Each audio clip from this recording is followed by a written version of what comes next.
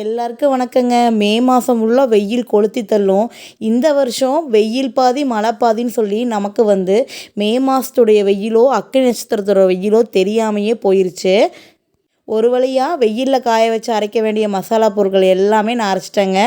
வரமிளகாத்தூள், கொத்தமல்லி தூள் இது ரெண்டுமே 2 நாளைக்கு முன்னாடி தான் அரைச்சாந்து வச்சுருந்தேன். அதையும் எல்லாமே பாக்ஸில் மாற்றி வச்சுட்டேங்க. கோதுமை மாவும் இது நம்ம அரைச்ச மாவு தாங்க.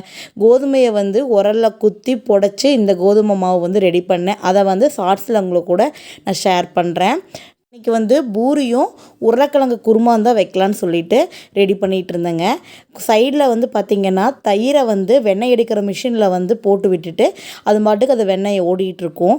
அதுக்குள்ளே நாம் பூரி மாவெல்லாம் பிசைஞ்சு குருமா வச்சிடலான்னு சொல்லிட்டு மாவு தாங்க பிசைய வந்தேன். இந்த மாதிரி நாமளே குத்தி புடைச்சி இந்த மாவு ரெடி பண்ணும்போது சூப்பராக இருக்கும். பூரி சப்பாத்தியெல்லாம் அவ்வளோ ஒரு சாஃப்டாக சூப்பராக வருங்க. அதுக்குள்ளே பாலும் கறந்துட்டு வந்துட்டாங்க.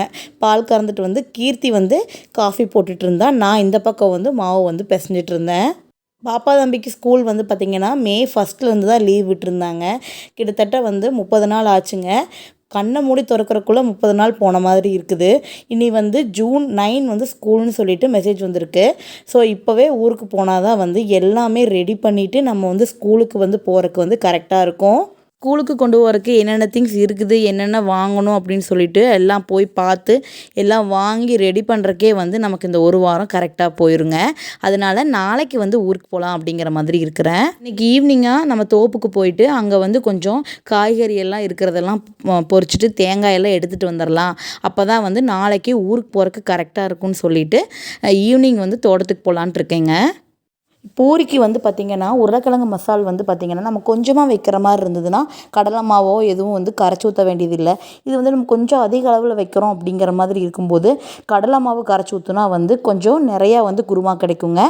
அப்படி இல்லை, கடலை மாவு இல்லை அப்படின்னா பொட்டுக்கடலை இருக்குது இல்லையா, அந்த பொட்டுக்கடலையை நல்லா மைய அரைச்சிட்டு அதை தண்ணியில் கரைச்சிட்டு இந்த மசால் எல்லாமே வதக்கி விட்டுட்டு வெங்காயம், இஞ்சி, பச்சை மிளகாய், அப்புறம் உருளைக்கிழங்கு எல்லாம் போட்டு வதக்கிட்டு உப்பு மஞ்சத்தூள் போட்டு இதெல்லாம் நல்லா வதங்கினதுக்கப்புறம் கரைச்சி வச்ச பொட்டுக்கடலை மாவையும் இந்த உருளைக்கிழங்கோட ஊற்றிடலாங்க.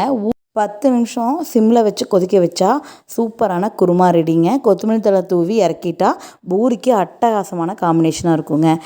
கோதுமை மாவு நம்மளே அரைச்சி யூஸ் பண்ணும்போது டேஸ்ட்டு சூப்பராக இருக்குங்க. பூரியெல்லாம் சுட்டு முடிச்சுட்டு கையோட இருந்த பாத்திரமெல்லாம் கழுவி வச்சுட்டேங்க. இப்படி தான் என்னோடய மார்னிங் ரொட்டீன் போச்சு.